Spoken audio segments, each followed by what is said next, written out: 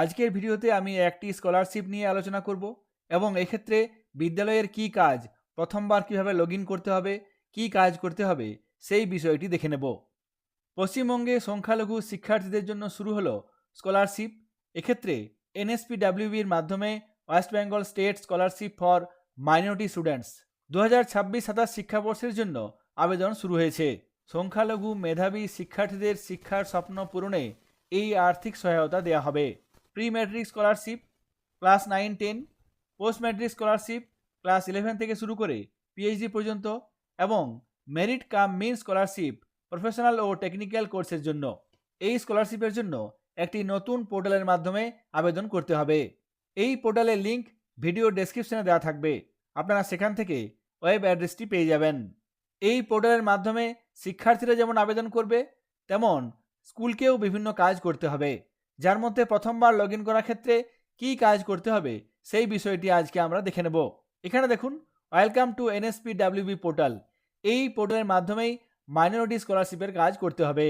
এতদিন minority scholarship Aikyashree পোর্টালের মাধ্যমে দেওয়া হতো, বর্তমানে এই পোর্টালের নামকরণ হয়েছে এনএসপিডাব্লিউবি পোর্টাল।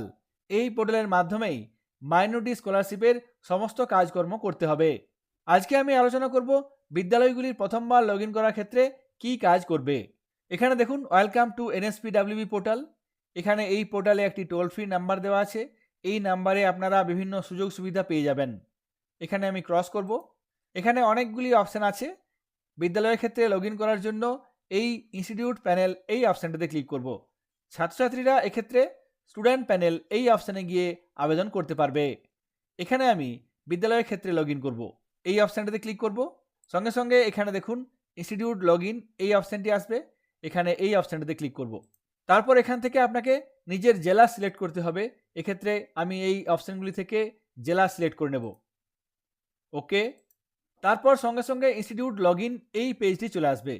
এক্ষেত্রে প্রথমবার লগ ইন করার জন্য আপনাকে ইউজার আইডি পাসওয়ার্ড দিতে হবে, তবে এক্ষেত্রে এই পাসওয়ার্ড আপনি ডিপার্টমেন্ট থেকে পেয়ে যাবেন। মাইনরিটি ডিপার্টমেন্ট থেকে বিদ্যালয়ের প্রধানের রেজিস্টার করা মোবাইলে এই পাসওয়ার্ড আসবে। এক্ষেত্রে সাধারণত ইউজার নেম ডাইস কোড হবে, কিন্তু পাসওয়ার্ড মাইনরিটি ডিপার্টমেন্টের পক্ষ থেকে বিদ্যালয়ের প্রধানের মোবাইলে আসবে। সেই পাসওয়ার্ড ব্যবহার করে এখানে লগ ইন করতে হবে। প্রথমবার লগ ইন করার ক্ষেত্রে এসএমএস এর মাধ্যমে আসা পাসওয়ার্ড ব্যবহার করতে হবে। এখানে institute log in user name এখানে লিখব, বিদ্যালয়ের ডাইস কোড, তারপর এখানে পাসওয়ার্ড এসএমএস এর মাধ্যমে আসা পাসওয়ার্ডটি এখানে লিখব। তারপর এখানে সেশন 2026-27 জন্য এক্ষেত্রে লগ ইন করছি আমরা, ডিস্ট্রিক্ট, এবং এখানে নিচে ক্যাপচা কোড লিখতে হবে। তারপর নিচে লগ ইন অপশানে ক্লিক করতে হবে। যদি কোনো কারণে ভুল ডিস্ট্রিক্ট সিলেক্ট হয়ে যায়, তাহলে এখানে এই অপশানে গিয়ে আপনারা ডিস্ট্রিক্ট চেঞ্জ করতে পারবেন। এখানে লগ ইন অপশানে ক্লিক করব। সঙ্গে সঙ্গে ওটিপি ভ্যালিডেশনের এই পেজটি আসবে। এখানে এই বক্সে ওটিপি লিখতে হবে।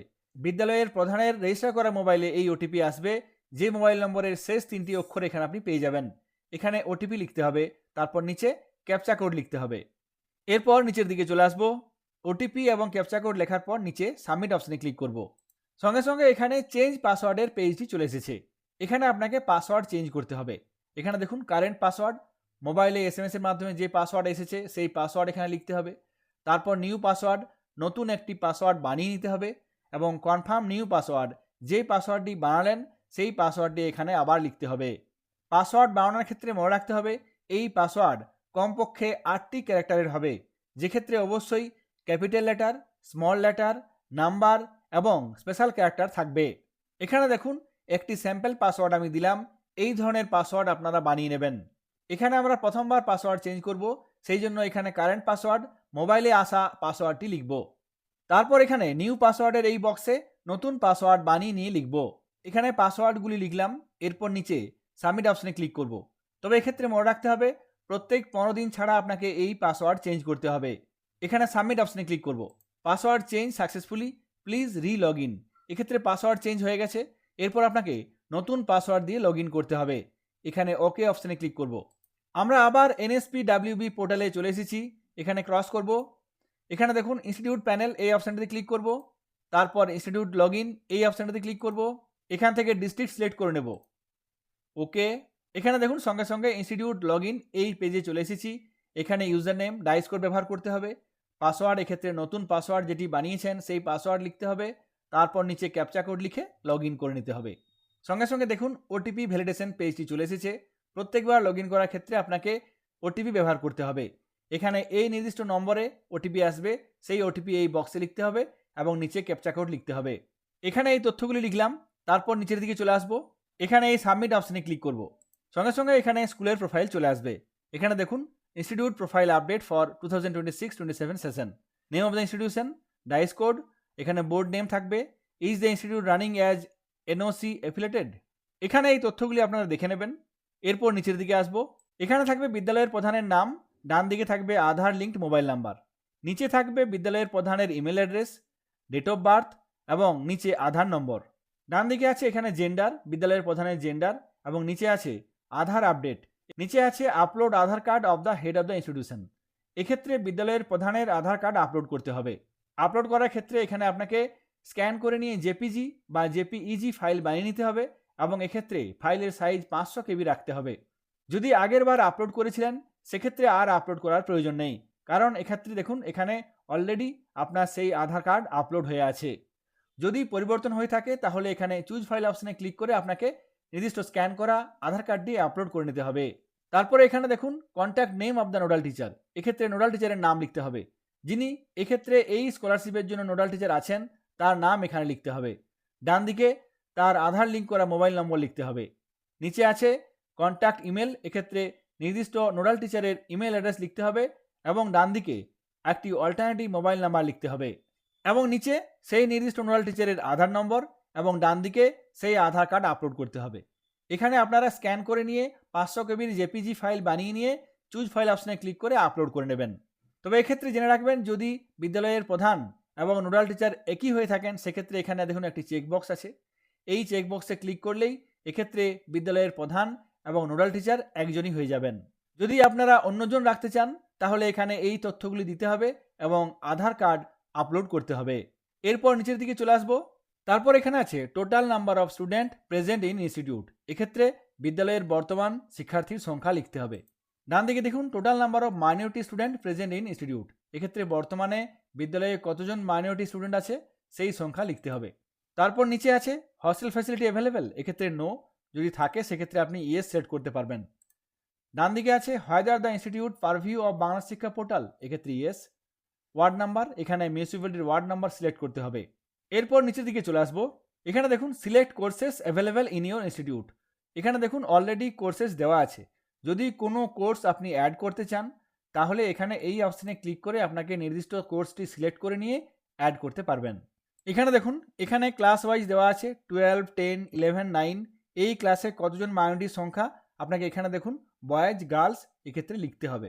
এখানে এই বক্সে ক্লাস 12-এ কতজন মাইনরিটি বয়েজ আছে এখানে লিখতে হবে। এই বক্সে এখানে কতজন মাইনরিটি গার্লস আছে সেই সংখ্যা লিখতে হবে। একই রকমভাবে ক্লাস 10, ক্লাস 11, ক্লাস 9 এই বক্সগুলোতে মাইনরিটি বয়েজ এবং গার্লসের সংখ্যা লিখতে হবে। তারপর এখানে দেখুন টিউশন ফিজ ইয়ারলি, এক্ষেত্রে টিউশন ফিজ 0 হবে।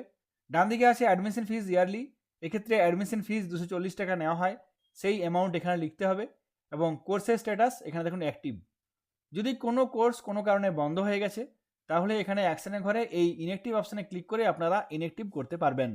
এই তথ্যগুলি ফিল আপ করা হয়ে গেলে তারপর নিচে সাবমিট অপশানে ক্লিক করতে হবে। এখানে এই সাবমিট অপশানে ক্লিক করব।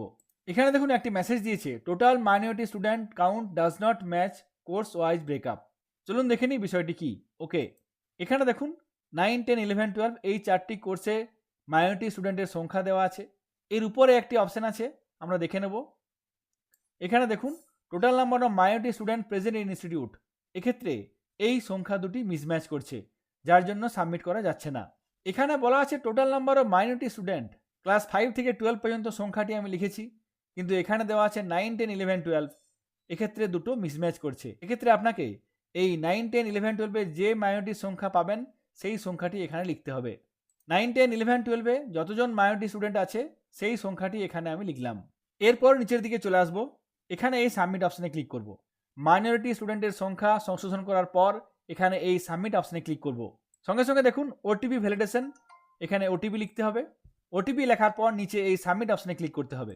সঙ্গে সঙ্গে দেখুন your profile updation successfully submitted to district authority for further approval. এই NSPWB স্কলারশিপ পোর্টালে স্কুল প্রোফাইল আপডেট না করলে এই স্কলারশিপ সংক্রান্ত কোনো কাজ এই পোর্টালের মাধ্যমে করতে পারবেন না। সেই জন্য আপনারা এই পোর্টালে এসে প্রথমবার লগ ইন করার পর পাসওয়ার্ড চেঞ্জ করে নিন, তারপর স্কুল প্রোফাইল আপডেট করে নিন। এই পোর্টালে স্কুল প্রোফাইল আপডেট করার পর বাঁদিকে এই ভেরিফিকেশন এরিয়াতে গিয়ে আপনারা বিভিন্ন অ্যাপ্লিকেশনগুলি ভেরিফিকেশনের কাজ করতে পারবেন। মাইনরিটি স্কলারশিপের ক্ষেত্রে নির্দিষ্ট পোর্টালে কীভাবে লগ ইন করতে হবে, প্রথমবার পাসওয়ার্ড চেঞ্জ কীভাবে করতে হবে, সেই সঙ্গে স্কুল প্রোফাইল আপডেট করার পদ্ধতি আপনাদের সঙ্গে শেয়ার করলাম। সকলে ভালো থাকবেন, সুস্থ থাকবেন। ধন্যবাদ।